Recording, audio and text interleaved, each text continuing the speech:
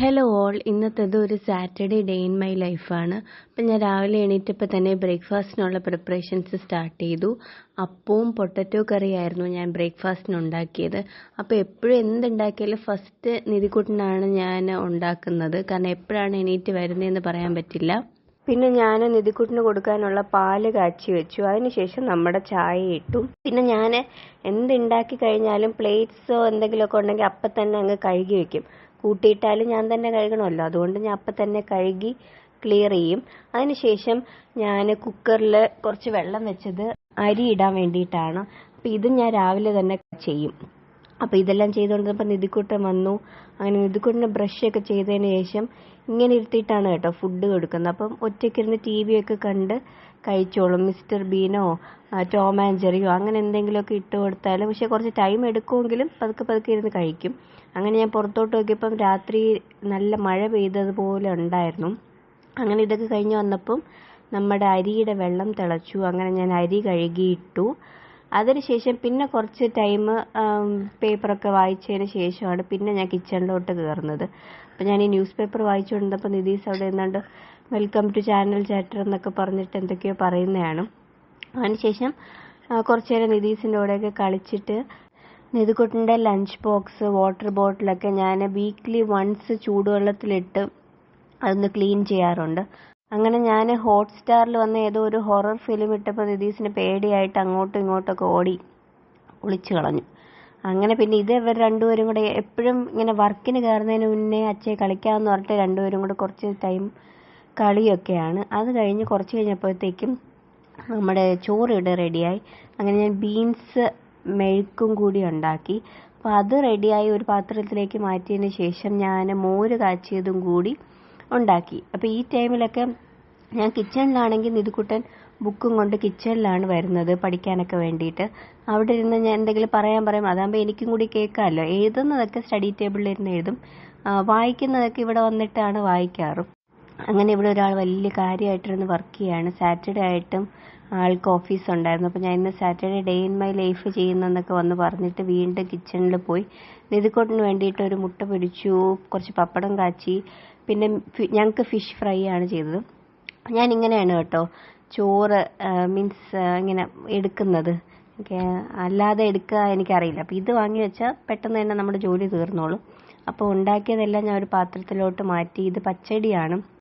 അങ്ങനെ കറിയെല്ലാം റെഡിയാക്കി ഞാൻ ഓരോ പാത്രത്തിലേക്ക് മാറ്റിയതിന് ശേഷം കിച്ചൺ ഞാൻ നീറ്റാക്കും. കാരണം അതും എല്ലാം കൂടി വാലാകോല ഇട്ടാൽ ഞാൻ തന്നെ ക്ലീൻ ചെയ്യണമല്ലോ. സോ കിച്ചണെല്ലാം ക്ലീൻ ചെയ്തിട്ട് പിന്നെ നിധിക്കുട്ടൻ്റെ കൂടെയാണ് എൻ്റെ ടൈം ഫുൾ.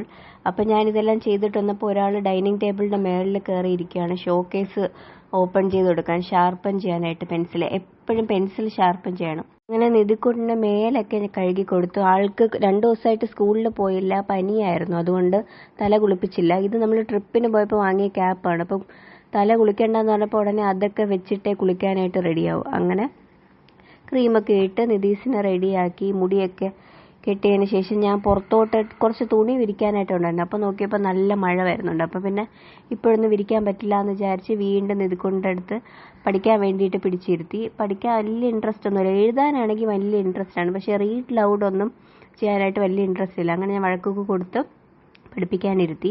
അങ്ങനെ വെയിൽ വന്നപ്പോൾ പിന്നെ കഴുകിയ തുണിയെല്ലാം ഞാൻ സ്റ്റാൻഡിൽ എടുത്തിട്ടു. ഞാൻ പുറത്തിറങ്ങി അപ്പം തന്നെ ഒരാളും കൂടി ഇറങ്ങും എവിടെ കളിക്കാനുണ്ടെന്ന് പറഞ്ഞിട്ട്. അങ്ങനെ ഞാൻ വീണ്ടും വഴക്കും കൊടുത്ത് വീണ്ടും അകത്ത് കയറ്റി. പിന്നെ നിതീഷിനൊരു 12 ഒക്കെ ആകുമ്പം പഴം കട്ട് ചെയ്ത് ഞാൻ കൊടുക്കാറുണ്ട്. അപ്പോൾ അതും കഴിച്ച് പഠിക്കുന്നതാണ്. പിന്നെ ഞാൻ കുളിക്കാൻ വേണ്ടിയിട്ട് തലയിൽ എണ്ണയൊക്കെ തേച്ച് ഞാനിപ്പോൾ ഈ ഓയിലാണ് ഒരു 2 വർഷമായിട്ട് ഈ ഓയിലാണ് യൂസ് ചെയ്യുന്നത്. കൊള്ളാം, എനിക്ക് ഇഷ്ടപ്പെട്ടിട്ടാണ് ഞാൻ വീണ്ടും വാങ്ങിയത്. പിന്നെ ഞാൻ കുളിച്ചിട്ട് വന്നു. എൻ്റെ സ്കിൻ കെയർ ഒക്കെ കഴിഞ്ഞിട്ടാണ് നിതീഷിന് ഫുഡ് കൊടുക്കുന്നത്. അങ്ങനെ നിധിക്കുട്ടനും ഫുഡ് കൊടുത്തു. ഞങ്ങളും ഫുഡ് കഴിച്ചതിന് ശേഷം പിന്നെ എൻ്റെയും നിധിക്കുട്ടൻ്റെയും സ്ലീപ്പിംഗ് ടൈമാണ്. ഒരു വിധത്തിൽ വരത്തില്ല, പിന്നെ എങ്ങനെയെങ്കിലുമൊക്കെ ഞാൻ വിളിച്ചുകൊണ്ട് പോയി ഉറക്കാൻ കിടത്തും. പാട്ടും കഥയൊക്കെ പറഞ്ഞും കുറേ ടൈം കഴിയുമ്പം ആൾ ഉറങ്ങും. പിന്നെ ചില ദിവസങ്ങളിൽ ഉറങ്ങാതെ ഇരിക്കും. അങ്ങനെ ഞാൻ ഉറക്കിയതിന് ശേഷം പുറത്തിറങ്ങിയിട്ട് മുറ്റം തൂക്കണോ വേണ്ടേന്ന് നോക്കിയപ്പോൾ എനിക്ക് മനസ്സിലായി മുറ്റം തൂക്കണം. അങ്ങനെ വീണ്ടും പിന്നെ ഞാൻ പോയിട്ട് ചൂലൊക്കെ എടുത്തുകൊണ്ട് വന്നിട്ട് മുറ്റം തൂക്കുവാണ്.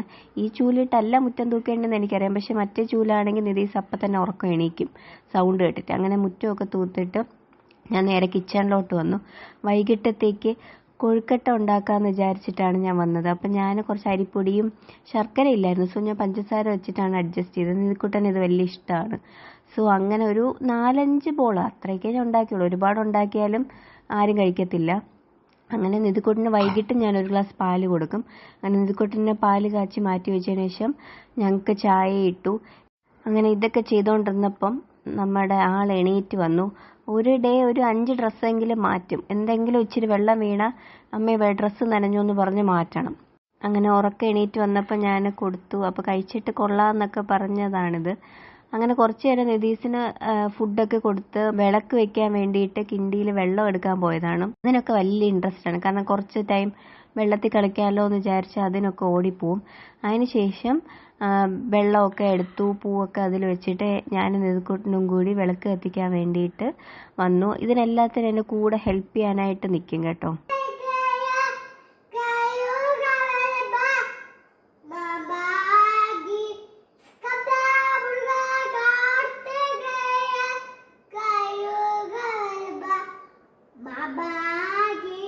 പിന്നെ ഞാൻ രാത്രിയിലത്തേക്ക് കുറച്ച് ഫ്രഞ്ച് ഫ്രൈസ് നിധിക്കുട്ടൻ ഉണ്ടാക്കി. അപ്പം പുട്ടുമാണ് ഉണ്ടാക്കിയത്. അപ്പം നിധിക്കുട്ടനാണ് ഉണ്ടാക്കിയത്.